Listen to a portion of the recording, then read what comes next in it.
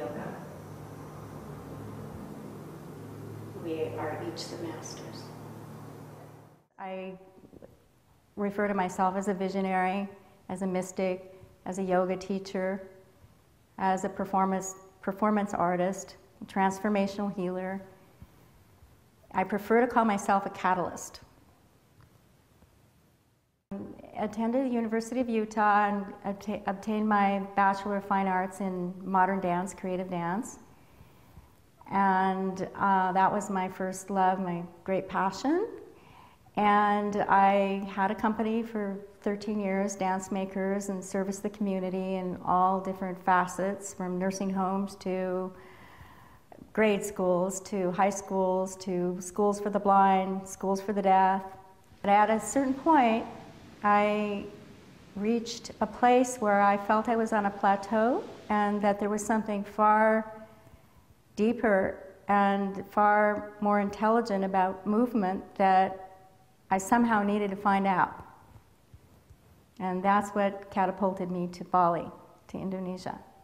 So I left it all behind to go there to discover what came to be Akashic Yoga. Akashic Yoga is the birthing of the yogi or the yogini from within using mudra technology. Mudra is a symbol that expresses the intelligence of the heart. In using the mudra to heal self, they're placed at different parts of the body, and there's a spontaneous knowing of where to place the mudra on what part of the body because of the heart's intelligence, which does not involve the intellect. The world needs someone like Ariel, or I may need someone like Ariel, me speaking as the world, needs someone like Ariel, because she has the ability to bring new knowledges to us linear thinkers who can only see things within the box. And sometimes living within the box works pretty darn well. You know what to expect, but the world is not square. The world is round, and the universe is infinite, and there's knowledge coming to us that we don't know about. And there are people that get the knowledge at different times, and when they share it, it's worth listening to, because no matter who you are, you know something I don't know.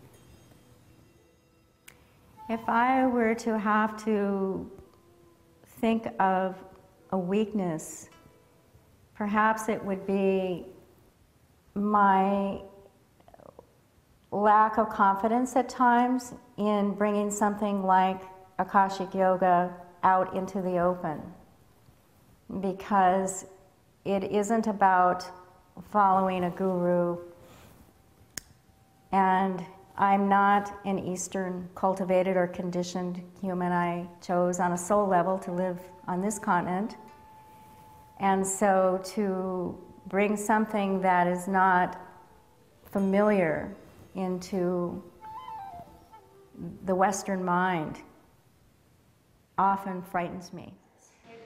Everything becomes one with everything else.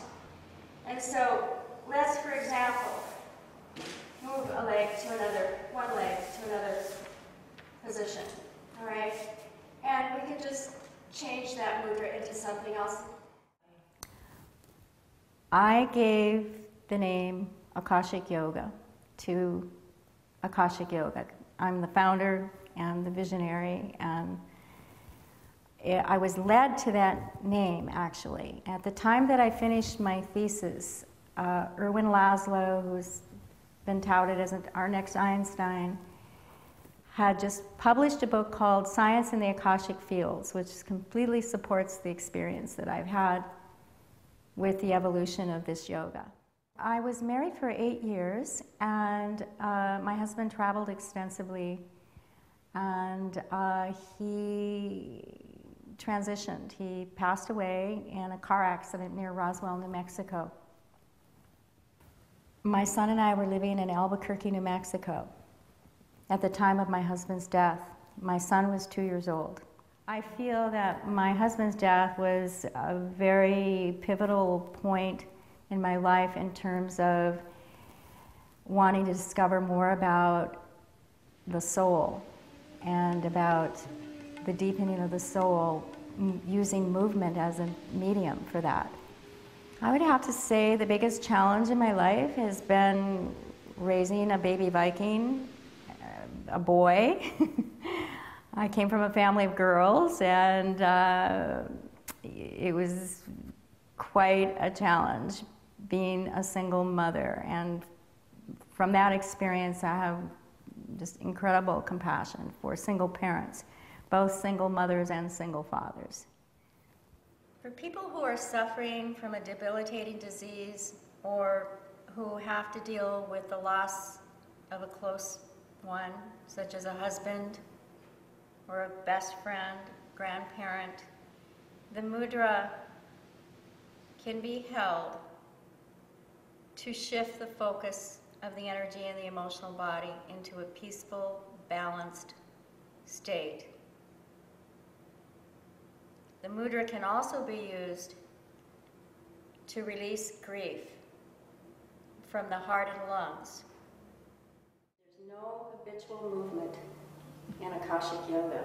It's pure creativity.